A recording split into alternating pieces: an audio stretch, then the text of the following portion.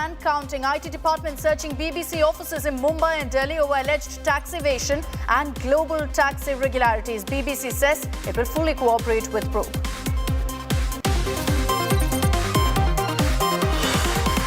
Politics erupt amid ED searches at BBC office. Opposition calls it gagging the pen. BJP says divisive agenda of BBC and British handed over to Congress.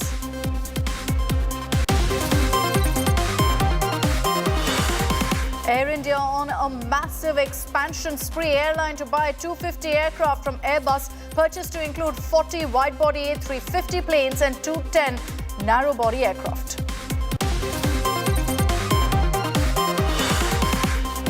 Tipu Sultan's family threatens to sue political parties for leveraging the ruler's name for appeasement and dividing society. BJP denies claim. Congress renews vote bank attack.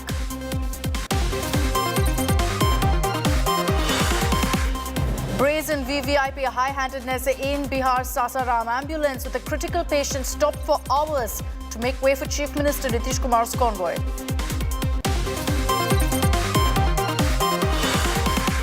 And India at forefront of rescue and relief as death toll in Turkey and Syria crosses 37,000. India today is the only channel on ground with the heroes of NDRF and Army.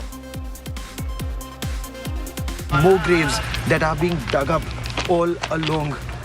There's no tombstone. In some instances, like here, all you see is a number 267. In some instances, you see a name when the person has been identified. And more trees, amidst these pine trees, more graves are being dug.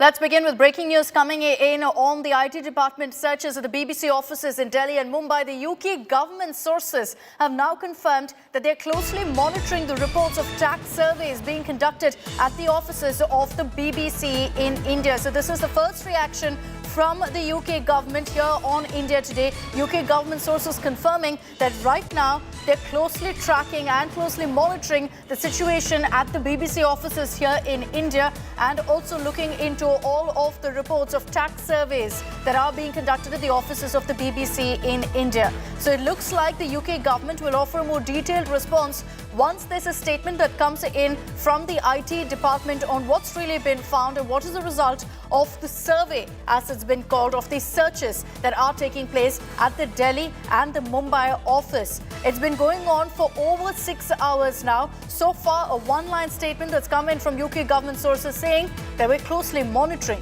these surveys that are taking place.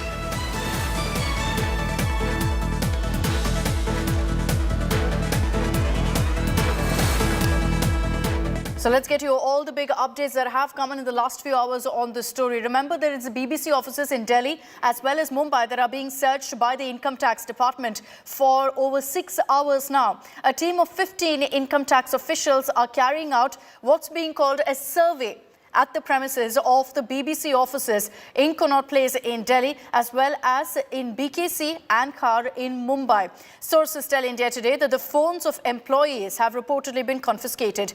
India Today has the inside track of these IT searches at the BBC offices, and sources tell us that allegations of tax evasion, allegations of international taxation and transfer pricing irregularities are currently under investigation. Now, reportedly, IT department officers are verifying certain documents in the account of finance departments of the BBC. There are a few mobile phones, a few laptops, a few desktops of employees, particularly in the account of finance department, that have been impounded as part of the investigation.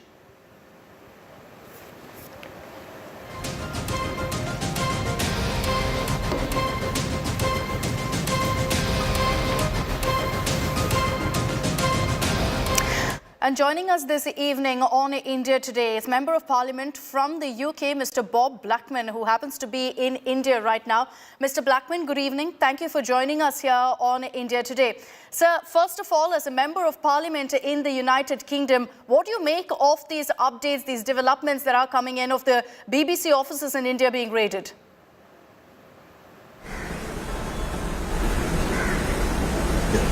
Okay. Mr. Blackman, can you hear me? Yes, I can hear you now. Yeah. All right, let me begin from scratch. Mr. Bob Blackman, thank you for joining us here on India Today. As a Member of Parliament, sir, from the UK, what's your reaction to what's happening currently, the searches that are underway at the BBC offices here in India? Well, as I understand it, the income tax authorities in India are doing basically a survey of the BBC offices.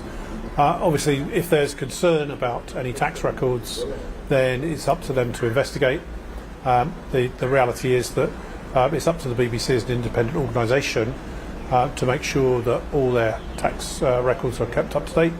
And obviously, if the tax authorities have got concerns, then it's right for them to investigate. I can't obviously comment on any allegations that are being made because at the moment there don't seem to be any. So we'll see what the outcome is. And I'm sure that the BBC will fully cooperate with the Indian authorities and that the matter will be resolved quickly. I understand that you can offer only a limited view right now, Mr. Blackman, but let's say this exact circumstance was to play out in the United Kingdom and there was a media company where there were allegations of tax evasion, of tax irregularities. Would you then warrant this kind of action, sir, these kind of surveys? Well, it does depend on the extent of any complaint that has been made. I mean, obviously, from the Inland Revenue in the United Kingdom does checks on companies at various different times because of the returns that they make to the Inland Revenue, and that's proper and right. And indeed, obviously, investigations are carried out. Mr. Blackman, you know, there are a lot of questions right now about the BBC, about the Modi documentary that I'm sure you have your view on, and I'll get to that in just a bit, sir. But the concern right now about the BBC is their overseas funding. And there's a lot of talk of a Chinese hand in it, of favouring, about which the UK also has taken action against. Is there such talk in the United Kingdom as well about the BBC's overseas funding? Well, obviously, the BBC are a separate organisation, completely independent, a public service provider, and they broadcast the programmes that they choose to commission and obviously develop. Their news coverage is vitally important, and it's vitally important that that continues to be both independent, but actually based on evidence and reporting the news, rather than necessarily casting aspersions against people without evidence.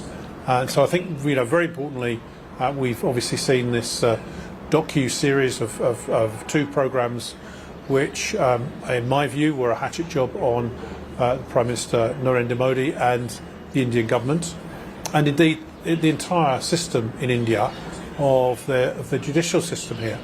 So, you know, to me, that was a poorly researched and bad piece of journalism, which I've condemned, and many others from the United Kingdom have condemned. Others, of course, who don't necessarily have the background knowledge, will obviously look at what the BBC has broadcast and ask questions to say, well, is this true or not? But clearly, my concern in the way that was produced is it was produced by an external organisation overseen by the BBC, and they obviously had an editor involved in it, and then broadcast on BBC Two, which is our second channel on the BBC, across the nation. And of course, people see that and they will think that these aspersions have grounds.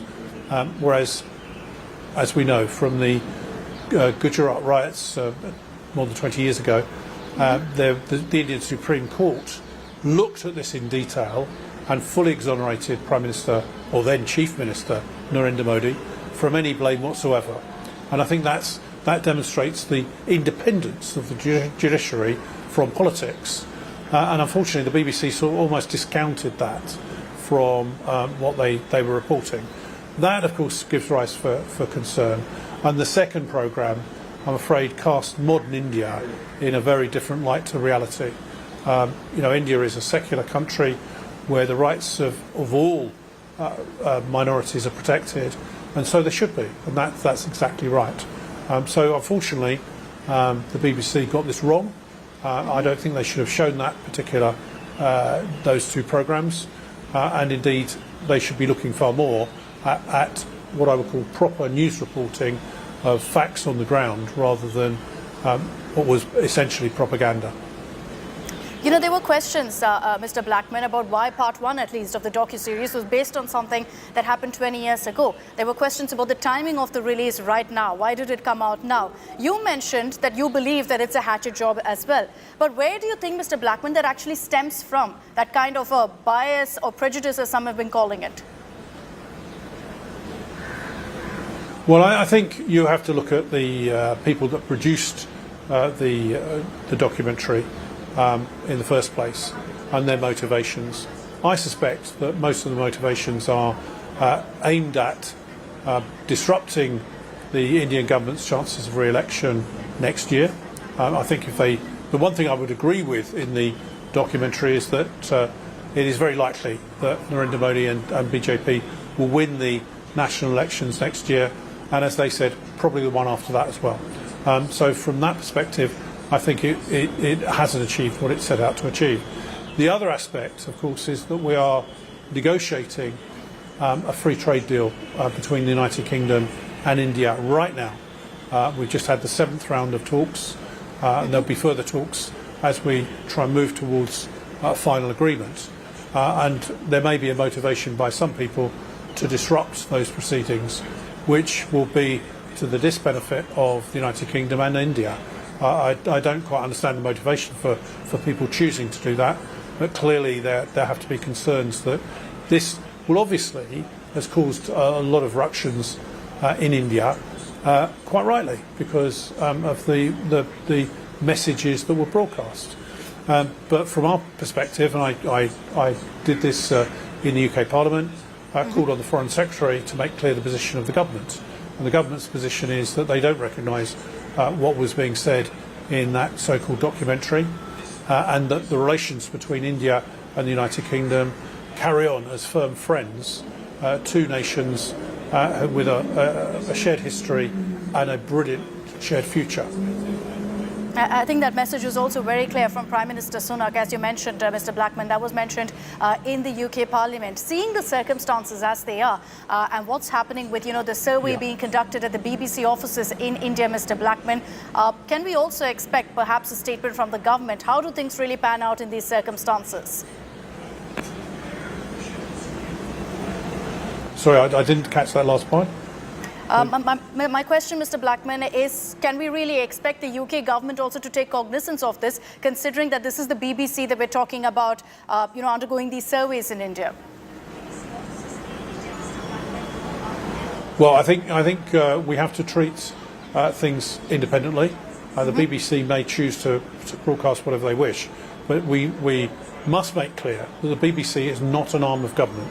In fact, in the United Kingdom, the BBC is frequently critical of the UK government and governments of all persuasions, and that's the right way that the media should operate. But I think BBC as a broadcasting corporation, when they are broadcasting about other countries, need to be very clear on what they're reporting, and when they're reporting, they should be reporting factually based information and not innuendo or casting aspersions on people or governments, because it does, I'm afraid, cause problems in diplomatic relations. Very, very true. Mr. Blackman, I appreciate you joining us and setting the record straight on the BBC as well. It's very often assumed and presumed that public service broadcaster equals influenced by the government, and that's not necessarily the case. Thanks very much, Mr. Bob Blackman, for taking the time out and speaking to us here on India Today. An absolute pleasure, sir.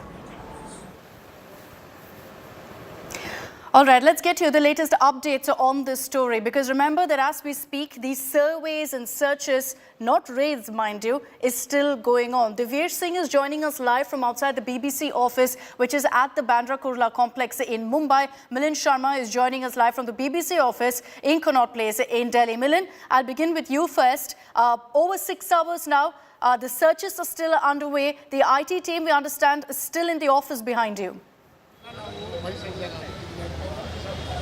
Yes, that's right. The IT officials of the IT department are still inside, maybe looking at the last leg of the searches that they have done.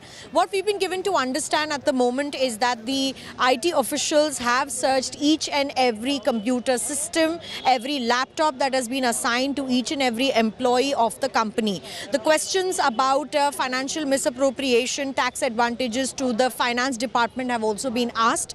But we have to wait and see whether this is the only day that the searches will be carried out and whether or not the IT officials come back tomorrow again to carry out more searches, because some of the employees were not there in office at the moment.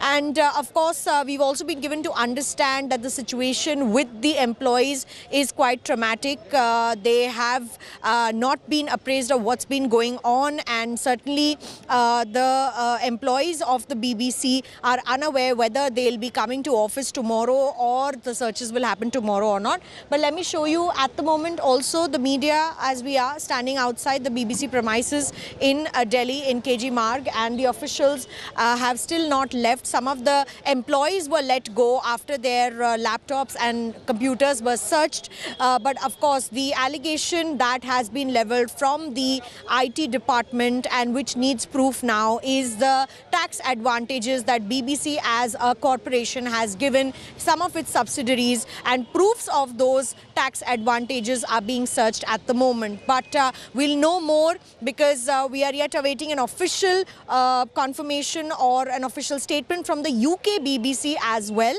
For now, the BBC, all they have said throughout the Indian offices is that they are cooperating with the investigation that is currently underway. Let me get in a quick update from Divyesh as well. Divyesh, we've not got any sort of official statement, at least, from the IT department so far. But any word that you've been able to pick up on whether there have been seizures as part of these searches, as part of the survey?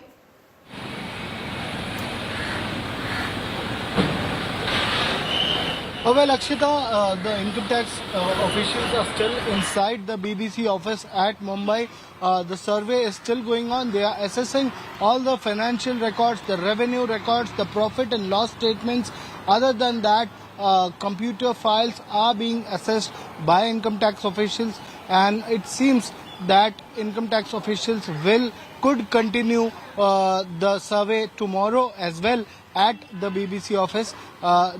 It's more than 6 hours, it's around 7 hours that the assessment started, the survey started at the BBC office in Delhi and Mumbai, and it is still going on. It could be that income tax officials could take some of the documents, take some of the records, financial records, profit and loss statements, and also computer drives with them for further assessment, and then notices could be issued to BBC officials to come and record their statements after the assessment is completed. As of now, as sources from Income Tax Department had pointed out, this is on basis of credible intelligence that this survey is being conducted, and that is why this assessment is being done. Once the assessment is completed, notices will be issued and then official statements will be recorded. As of now, search statements could be recorded at the premises itself, but the official statement will be recorded when the assessment is completed. All right, let's see what really pans out today when the IT department wraps up that survey. For the moment, Divyesh, Milind, thank you very much for joining us with those live updates. I'm slipping into a short break here on 6 p.m. Prime. Coming up on the other side, we're getting you highlights of what Home Minister Amit Shah has had to say about the entire Adani controversy. He's responded to the Congress's charges. We'll get you the details in just a bit.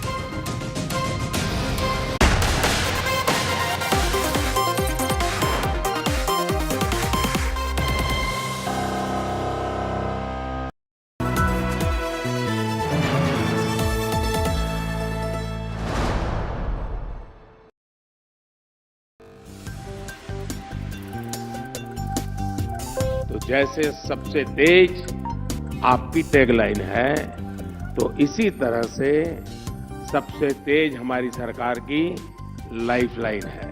Thank Mr. Puri. I thank you for giving me the chance to address you. Terrorism now a global issue. The First Lady position is so unusual. Never in my career did I ever see that love and affection in any other country than we saw in India in '79. Pakistan has been responsible chronically for association with sponsorship of terrorist groups.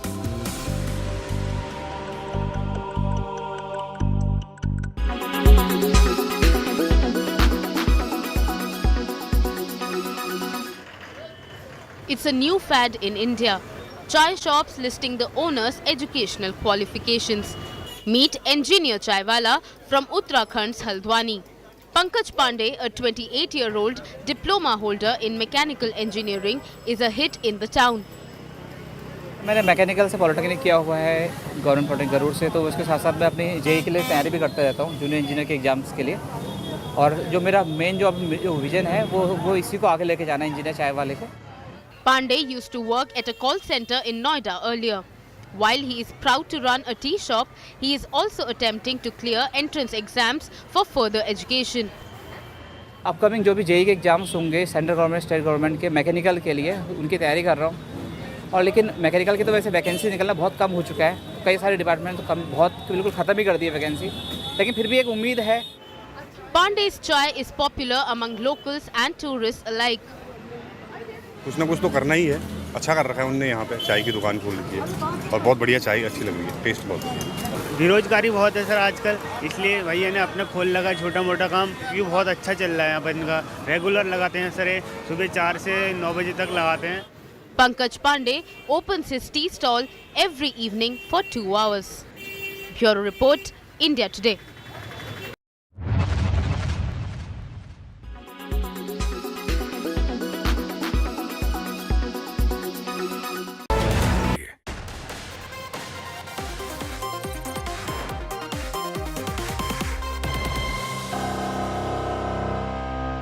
Court में जाए ना, court में नहीं जाते हैं। Biggest fight back over Adani store. Honorable members. एक भी आरोप भारतीय जनता पार्टी पर आज तक कोई नहीं लगा। ये रूल बदला गया, रूल को बदला गया। After Rahul's Adani tirade in the parliament. इनका हिंदुस्तान के प्रधानमंत्री के साथ क्या रिश्ता है और कैसा रिश्ता है? Amit Shah gives it back. Fires one counter after another.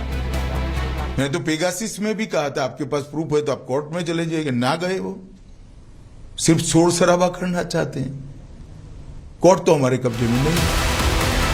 As Amit Shah dented the opposition attack. Shah's mega Adani salvo, big focus on India Today. Let's get your highlights of what Home Minister Amit Shah has had to say on the entire political showdown between the Modi government and the opposition over the Hindenburg report on the Adani Group. Shah, in a series of scathing attacks and counters at the opposition, said the government has nothing to hide or be afraid of. When asked about why then the Modi government is not going ahead with a JPC as the opposition is demanding, Shah has said that if the Congress or the opposition has enough proof, go ahead and move the courts.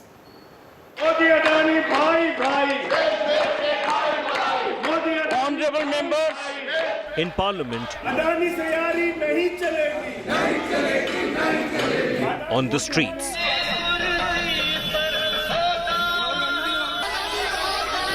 it's been the #1 rallying point for the opposition across the country. And now Home Minister Amit Shah has decided to silence all Modi critics on the Adani controversy. Court में जाए ना, court में नहीं जाते हैं। मैंने तो Pegasus में भी कहा था, आपके पास प्रूफ है तो आप कोर्ट में चले जाइए, ना गए। वो जो लोग गए, पेगासिस का संज्ञान भी लिया था, कोर्ट ने जजमेंट भी दे दिया। इसका मतलब Amit Shah, in one of the most explosive interview, addressed all the opposition's attacks one after another on the Adani storm. On the demand for a parliamentary committee probe, Shah hit back with a counter, saying if the Congress has proof of the Modi-Adani nexus, they should then move court. List आती है, एक list आती है दुनिया के सबसे अमीर लोगों की। इस पे ये 609 नंबर पे थे 14 में। पता नहीं जादू हुआ, दूसरे नंबर पे पहुंच गए। लोगों ने ये भी पूछा कि राहुल जी, ये जो अदानी जी जो हैं, इनकी सफलता कैसे हुई? और सबसे जरूरी सवाल, इनका हिंदुस्तान के प्रधानमंत्री के साथ क्या रिश्ता है और कैसा रिश्ता है? अभी सुप्रीम कोर्ट ने केस का संज्ञान लिया है। देश की कैबिनेट के सदस्य नाते जब सुप्रीम कोर्ट ने किसी मैटर को सीज किया हो उस वक्त मेरे लिए बोलना ठीक नहीं होगा, परंतु इसमें बीजेपी के लिए कुछ छुपाने को नहीं है और ना किसी बात से डरने की जरूरत है। कोर्ट में नहीं जाते हैं। मैंने तो पेगासिस में भी कहा था आपके पास प्रूफ है तो आप कोर्ट में चले जाइए, ना गए वो, सिर्फ शोर शराबा करना चाहते हैं। जो इदारे हैं जो Shah then reminded the nation of how the Congress had also rained fire on the government on the Pegasus snooping row, only for the courts to dismiss the charges. Court में जाए ना, कोर्ट में नहीं जाते हैं। मैंने तो Pegasus में भी कहा था आपके पास प्रूफ है तो आप कोर्ट में चले जाइए, ना गए वो, सिर्फ शोर शराबा करना चाहते हैं। कोर्ट तो हमारे कब्जे में नहीं है। He did not stop there. Remember how Prime Minister Modi's address in Rajya Sabha was disrupted repeatedly by the opposition. देश देख रहा है एक अकेला कितनों को भारी पड़ रहा है, एक अकेला कितनों को भारी पड़ रहा है। यहाँ पर भी Shah lashed out over the unruly behavior of the opposition and accused them of repeatedly stalling the budget session. सांसद को तय करती है ना, वो जनता पूरी सुनती है। अब सोशल मीडिया प्लेटफॉर्म पर चली जाइए और मोदी जी के भाषण के पर कमेंट्स पढ़िए, पूरी जनता सुनती है। अब पॉलिटिकल स्टैंड लेकर कुछ पार्टियां नहीं सुनना चाहती है, वो भी जनता देख रही है। But what justifies the opposition leaders and particularly parts of Rahul Gandhi's speech being expunged? A day after Rahul's attack at the Modi government over the expungements, hear Amit Shah's response. Parliament के proceedings expunge शब्दों और वाक्यों से भरा पड़ा है। Parliament के rules के हिसाब से बहस का स्थान है और जब रूल्स के हिसाब से बहस करनी है तो पार्लियामेंट्री लैंग्वेज में करनी पड़ती है। Amit Shah's no-holds-barred interview hasn't impressed the Congress. The party said they will continue their Adani fight. जरूर ये कहेंगे कि हमारी लड़ाई मित्रवादी पूंजीपति जो है, मित्रवादी पूंजीवाद, उसको लेकर है। जांच तो अडानी की होनी चाहिए और सरकार और अडानी के बीच में क्या रिश्ता है और क्या लाभ पहुंचाया गया है अडानी को पिछले 10 सालों में, उस पर जांच होनी चाहिए। If there is nothing to hide, why are they shying away from a JPC? Let them show some courage and have a JPC in place. After all, even in the JPC, BJP would have more numbers. Why are they afraid? Because if there is a JPC, all the documents would be there, have to be tabled, everything will come in public domain. Is that the fear? Whatever you know, and whatever you can reasonably be expected to know as a government, you must put out. That's all. Now, to say that we know nothing means the government was asleep. उनकी भाषा में Has Shah's Adani counter blunted the opposition's attack? The BJP will definitely hope this interview will settle the Adani debate once and for all. Bureau Report, India Today. Maushmi Singh is joining us live with more details on this. Maushmi, what's the reaction really been like within the Congress camp to this interview by Amit Shah? He's saying that he's responding to all the allegations, but quite simply, if the Congress believes they have meat and that there are allegations of graft against the Modi government, truly they can go to court. The Congress has been attacking the government ever since this row broke out, but Looks like we've lost our connection with Maushmi. We'll try to, in fact, get her back to understand if the Congress now in response will actually end up going to court against the Modi government. All right, I'm slipping into a short break here on India Today. On the other side, our focus is on Karnataka. The last few days, you may have noticed that the political discourse is over Tipu Sultan, and Tipu Sultan's descendants have had enough.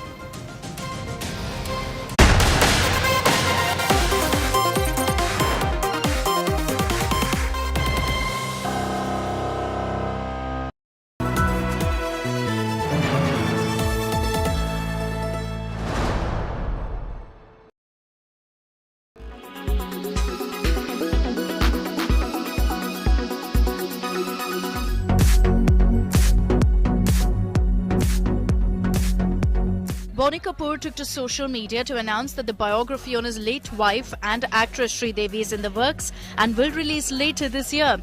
Speaking about the same, he called his late wife a force of nature. Titled as The Life of a Legend, the book will feature the key aspects of Sridevi's life and career. It will be published by Westland Books.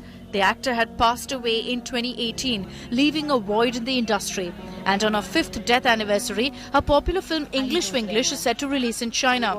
The drama marked Sridevi's comeback to films after a long hiatus of 15 years. English tuition? I can come in? You may not. You need to ask, may I come in? English Winglish had gone on to become India's official entry to the Academy Awards in the Best Foreign Language Film category for 2013. The story of the film revolved around a housewife who decided to take up English lessons in the US after being mocked by her husband and daughter. She was born to make laddu. I, Shashi, from the India. No, Sashi, not from the India. From India. Why India, not the India? Why America, the United States of America? In her illustrious filmic career, Sridevi had acted in as many as 300 films.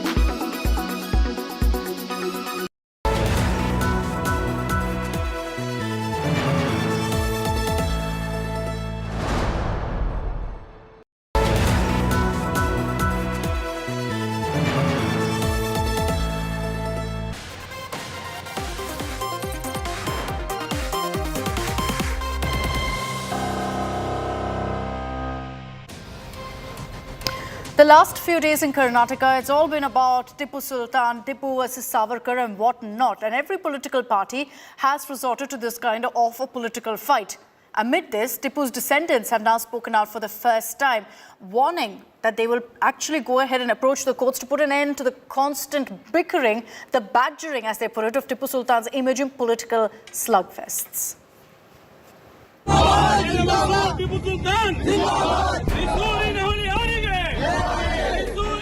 Clashes, poster war, politics, all in the name of Tipu Sultan. For some, he's the tiger of Mysore, and for others, he's the tyrant of Mysore. And days after this comment by Karnataka BJP chief Nalin Kumar Katil. Tipu Jayanti ಹೆಸರಿನಲ್ಲಿ ಈ ದೇಶದಲ್ಲಿ ಬೇಡ, ಈ ರಾಜ್ಯದಲ್ಲಿ ಬೇಡವಾಗಿರ್ತಕ್ಕಂಥ ಟಿಪ್ಪು ಜಯಂತಿ ಆಚರಣೆಗೆ ಅವಕಾಶ ಕೊಟ್ಟರು. ಸಾವರ್ಕರ್ನ ಬಗ್ಗೆ ಅವಹೇಳನದ ಮಾತುಗಳನ್ನು ಆಡಿದರು. ನಾನು ಇವತ್ತು ಹೇಳ್ತೇನೆ, ಮುಂದಿನ ಚುನಾವಣೆ ಸಿದ್ದರಾಮಣ್ಣ ಬನ್ನಿ, ನೀವು ಸವಾಲಿಗೆ ಟಿಪ್ಪು ಮತ್ತು ಸಾವರ್ಕರ್ನ ಮಧ್ಯೆ ನಡೀತದೆ. ಈ ದೇಶಕ್ಕೆ ರಾಷ್ಟ್ರಭಕ್ತ ಬೇಕಾ, ಸಾವರ್ಕರ್ ಬೇಕಾ, ಟಿಪ್ಪು ಬೇಕಾ, ಚರ್ಚೆ ಮಾಡೋಣ ಬನ್ನಿ. Fed up with all of this, Tipu Sultan's great descendants have finally spoken up, and their message is loud and clear. Enough is enough. Congress leaders, you people have not done anything to Tipu Sultan. BJP wants to divide the leaders.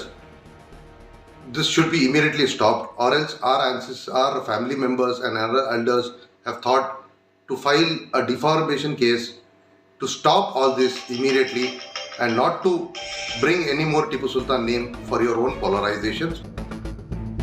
Interestingly, this comment by Tipu's 7th generation descendants have done quite the opposite, sparking yet another, you guessed it right, political fight. And this time the BJP and Congress are squaring off over who started the Tipu fight. Tipu नाम लेकर हम क्या करना है? उसके ऊपर कोई हमारा नेशनल लीडर्स को, स्वतंत्र सैनिकों को कोई डिस्करेज किया तो, क्रिटिसाइज किया तो हम नहीं छोड़ेगा. पॉलिटिकल गिमिक है ये खाली क्या है, इन लोग को क्या है, डेवलपमेंट वर्क बता के वोट मांगने का नहीं है इनको.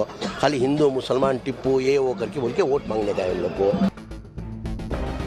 The Bommai government has also lashed out at the Congress, particularly targeting former Chief Minister Siddaramaiah.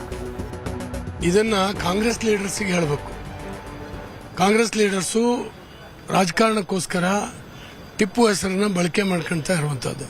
ಅಲ್ಪಸಂಖ್ಯಾತರ ಮತವನ್ನ ಕ್ರೋಢೀಕರಣ ಮಾಡಲಿಕ್ಕಾಗಿ ಟಿಪ್ಪು ಹೆಸರನ್ನ ದುರುಪಯೋಗ ಮಾಡ್ಕೊಂಡಿರ್ತಕ್ಕಂಥದ್ದು ಕಾಂಗ್ರೆಸ್ನವರು, ವಿಶೇಷವಾಗಿ ಸಿದ್ದರಾಮಯ್ಯನವರು.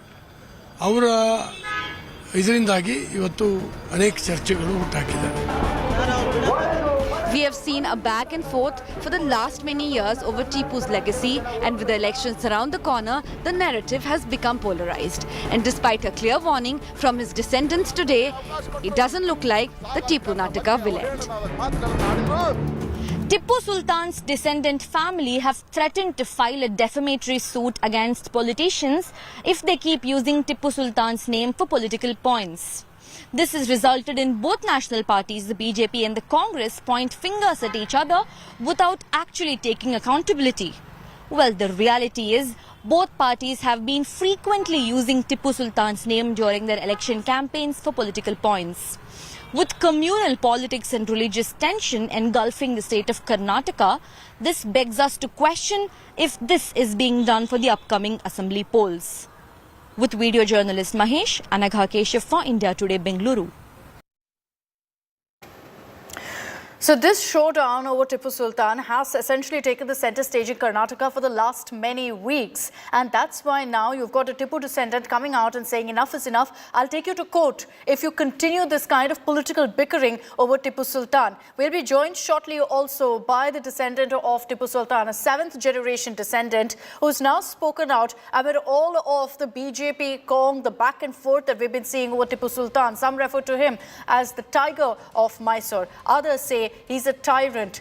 And the Tipu descendants, those who are in fact the 7th generation descendants, have spoken out saying we've had enough of this kind of a political battle ahead of the elections. But interestingly, even now, that showdown continues. The BJP has accused the Congress, saying they're the ones who started off this fight. The Congress is saying that the BJP is the one constantly slandering Tipu Sultan's legacy. There's been, of course, a war of words, a showdown between BJP and Congress also over Tipu Jayanti, because largely Congress is viewed as pro-Tipu, while the BJP is viewed as anti-Tipu. And while there are communities in Karnataka also, like the Kodavas, who oppose Tipu Sultan, who refer to him as a tyrant, basically historically because of what happened in Srirangapatna. Now, with this kind of a comment coming from a Tipu descendant, will we finally see an end, a full stop to the endless politics that we've been seeing, including a comment recently that was made by the Karnataka BJP chief, Nalin Kumar Katil, where he said this election is about Tipu Sultan versus Savarkar. Now, amid, in fact, that kind of war of words, the Congress also hit back, saying that that's not what this election is about. But have these non-issues taken the centre stage, really, in a state like Karnataka? And with this kind of a warning coming out from a descendant of Tipu Sultan, will we finally see actual issues that matter to the people becoming their focus, becoming the big talking point, and becoming the war of words really that we see between the BJP and Congress right now over a slew of communal issues. And one of them, of course, has been the issue of Tipu Sultan as well. So as in fact we get you the latest updates and the latest reactions that are coming in on the story, remember that soon after, in fact, you had this comment from Sahibzada Mansoor Ali, who is the Tipu descendant. You had the BJP immediately pinning the blame on the Congress, saying it's Siddaramaiah in particular who time and again rakes up Tipu Sultan, and that's why we are forced to respond.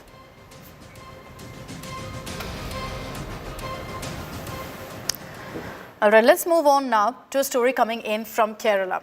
Is the state of Kerala actually allergic to the color that I'm wearing right now? This is the color saffron. It's called Kavi in Malayalam. It's got Kerala cops all up and about. Why, you wonder? It's just a color. Well, let's face it, there's a certain association with the color saffron. It's now associated with one political party. But long before that, and even now, it's associated with the religion. And so the color saffron, it seems, is banned in Kerala. There's a temple in Thiruvananthapuram, the images of which you see on your screens right now, that's gearing up for this mega festival. They put up saffron decorations overhead on the road, but then were told by cops to remove it, because the cops say that it shouldn't be saffron, it can be any other color. You can put multicolor decorations. Why? Well, believe it or not, the Kerala police say that the color saffron there, the decoration, will create a law and order issue. So essentially, my takeaway from that is, if I wear this saffron jacket in Kerala, I could actually be creating, or at least be blamed by the police for creating a law and order issue. തോരണത്തിന് എന്താ പ്രശ്നം? അത് കാവി കെട്ടാൻ പാടില്ല, multi colour കെട്ടണമെന്ന്. ഞാൻ ചോദിച്ചത് ഇതൊരു exhibition സെൻ്ററോ മറ്റുള്ള ഒരു ഉത്സവപ്പറമ്പ് ഇതൊന്നും അല്ല. കാര്യം ഏതെങ്കിലും സംഘടനകളുടേതോ അല്ലെങ്കിൽ ഓണാഘോഷമോ ബന്ധം മൾട്ടി കളർ. ഇത് അമ്പലമാണ്, അതുകൊണ്ടാണ് കാവി കെട്ടിയത്. കാവി കെട്ടാൻ പാടില്ല, കാവി ഒഴിച്ച് വേറെ ഏത് കളറും കെട്ടാം. പോലീസ് സർക്കാർ പറയുന്നത് കേൾക്കാനല്ലേ പോലീസ് പറ്റുള്ളൂ. പോലീസ് എപ്പോഴും ഏറാമൂലികളാണല്ലോ. നിലവിലുള്ള ഭരണകൂടത്തിൻ്റെ രാഷ്ട്രീയപരമായ തീരുമാനമാണ് വെള്ളായണി ക്ഷേത്രത്തിലെ ഈ വർഷത്തെ ഉത്സവം അലങ്കോലപ്പെടുത്തണം. അതിൻ്റെ ഭാഗമായിട്ട് നടപ്പിലാക്കിയ ഒരു അജണ്ടയുടെ ഭാഗമായിട്ട് നടപ്പിലാക്കി. A controversy has erupted in Thiruvananthapuram's Vellayani area regarding the conducting of the temple festival here, the Vellayani temple festival here, in connection with the saffron color, with the usage of saffron color, with the local police asking the temple authorities to not use the saffron color alone, but to use multicolor as it could lead to clashes. Now here right now I am outside this temple where the festival kick-started today. The 70-day-long festival kick-started today morning. In fact, this is a 70-day-long festival that happens once in 3 years. So it's a very, very important festival for the people here. I want to switch back focus to what we were referring to earlier, the story from Karnataka of the Tipu descendants saying enough is enough and asking political parties to stop their bickering over Tipu Sultan. Joining me here this evening on 6 p.m. Prime is Sahibzada Mansoor Ali, who is the 7th generation Tipu descendant. Mr. Mansoor Ali, thank you for joining us here on India Today. I want to understand first from you, what is it that prompted you to make the statement where you said that if anyone continues to drag Tipu Sultan's name into their political discourse, you will drag them to court? Hello to everyone. Actually, from continuous years, we are seeing that Tipu Sultan's name has been dragging in the media, or for the political gains, or whether to divide the votes or to divide the netas and divide the communities. Only Tipu Sultan's name has been used for all these things. Why in the name of Tipu Sultan none development was made? When Siddaramaiah government in 2015 also, they celebrated Tipu Jayanti. It became only a subject of a Congress.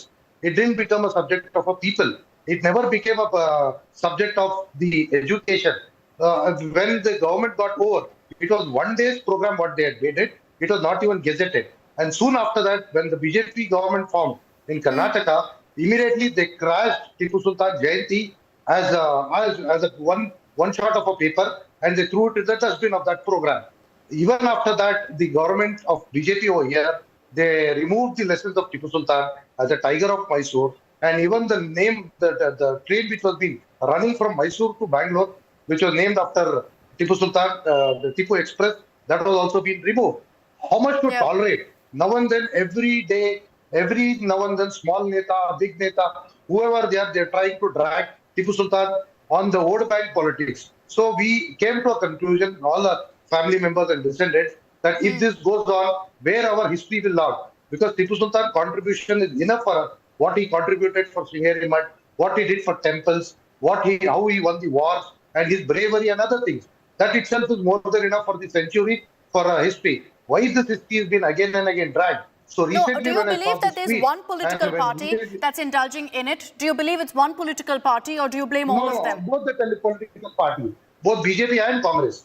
When they don't have their report cards in their hand, they are trying to bring out the old Hutatmat like historian leaders and other things to polarize votes and to gain the community, especially the Congress wants to convey a Muslims towards taking Tipu Sultan's name. And BJP, on the other hand, wants to show the bravery how Veer Savarkar was there. We are not concerned what Veer Savarkar did. We are not concerned what others did. But why is Tipu Sultan's name again and again coming in the front? Why they want to use this name? So that's the thing we have decided. If it goes like this, we have to file a legal action in the court. What do you have to say to comments that are made by members of the BJP, Mr. Mansoor Ali, that Tipu Sultan is not the tiger of Mysore, he was no freedom fighter, he was no hero, that he was a tyrant? Who proved it? It is just a recent writers of 7 years back who's written the books sitting in the 4 Band Kamaras. There are so many guests where people donated the lands. where there are so many gazettes where Tipu Sultan killed a tiger and he was titled British. But there are also reports, So how sir, and the reason this he is was said is never a largely what tiger. happened to the Kodavas, what happened in Coorg. The Kodavas itself, that time, there were only thousands of Kodavas that time. Even I have taken a research on that. There were some descriptions of those times the law was not being maintained. The Kodavas were never used to follow the law of the kingdom of that time. They were being punished for a few things. Never it has been killed in masses, no? Okay, but what's your response also to the other claim that Tipu Sultan targeted people of other religions, there was mass conversion, etc. happening? See, when you talk about the mass killing and other things, it was not a killing, it was a war. Even when that time he never tolerated Muslims also. The Nawabs were Muslims. Even he killed the Nawab's army of 5,000 when there was the third Anglo-Mysore war. Why don't you accept that? It was not only to one community. It was the people who were been coming in between to stop British army when they entered India. It was a big threat to British. Only Tipu Sultan was the one king in the entire nation who could stop British. 35 years, he did 4 Anglo-Mysore wars and he fought on the battlefield. He died on the battlefield single as a tiger of Mysore. Okay, so you're maintaining he's very much a freedom fighter and there are attempts to, drag his legacy through the mud. My final question to you, Mansoor Ali, if you had an opportunity to speak today directly to the BJP and Congress, what would your communication, what would your message be to them on Tipu Sultan? If at all, if you think it is a BJP, if it is a BJP and Congress, I will definitely ask them, if you are so think, then you allow anybody from the Muslim communities that who are of the Tipu Sultan to give them an opportunity of politics. We can't tolerate anymore. If at all, if these people want to get a challenge that Tipu as a Savarkar, we challenge this election. Even we will stand up and we'll show the people what is Tipu Sultan and what is Savarkar, and we'll prove the people that who is standing for Tipu Sultan, who's not for Tipu Sultan, whether it is BJP, whether it is Congress, we will not let them to polarize votes. In hand, we will bring the all youngsters and the Tipu Sultan followers one-sided, and we will also challenge both these parties that even we have a power to conclude on elections and political parties. All right, Mr. Mansoor Ali, thank you for joining us here on India Today. We also sincerely hope, this kind of politics ends so that it puts the focus of the spotlight on issues that matter to the people of Karnataka, which just isn't being spoken about right now by political parties. Thank you very much. All right, my apologies for cutting him short, but thank you, Mansoor Ali, for joining us here on India Today. On the other side of a short break here on 6 p.m. Prime, we're getting you the big news break coming in from America. Former ambassador to the United Nations, Nikki Haley, has announced her presidential campaign.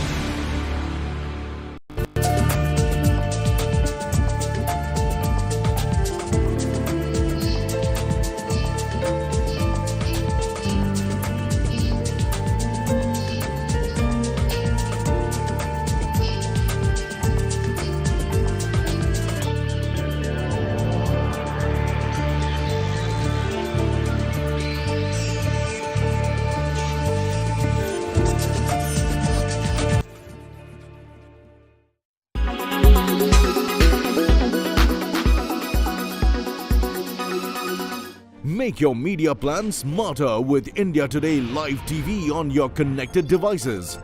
Amplify your brand with 100 million smart internet viewers. To advertise, mail us at sales@aajtak.com.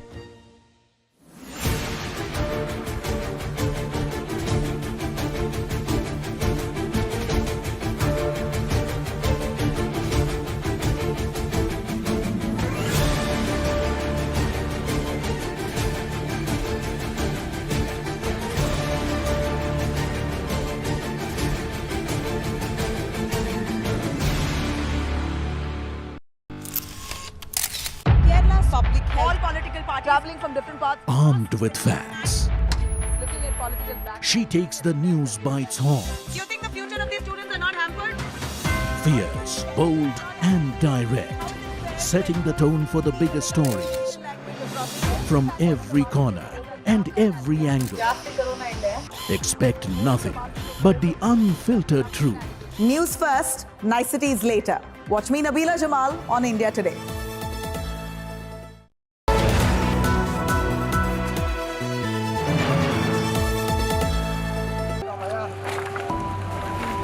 Nightmare earthquake bleeds Turkey. Heartbreaking human tragedy unfolds. Images of suffering, hope, and redemption. As India helps Turkey pick up the pieces. Indian Army personnel who are deployed here. India Today reports from Ground Zero. Some voices can be heard in this debris. The only channel in the quake zone. Most of them are fractures. They have been buried under the rubble for more than 3 days. Thank you, Indian people, for helping. Thank you, Indian people. With cameraman Kripal Singh, Turkey, Gaurav Sawant for India Today.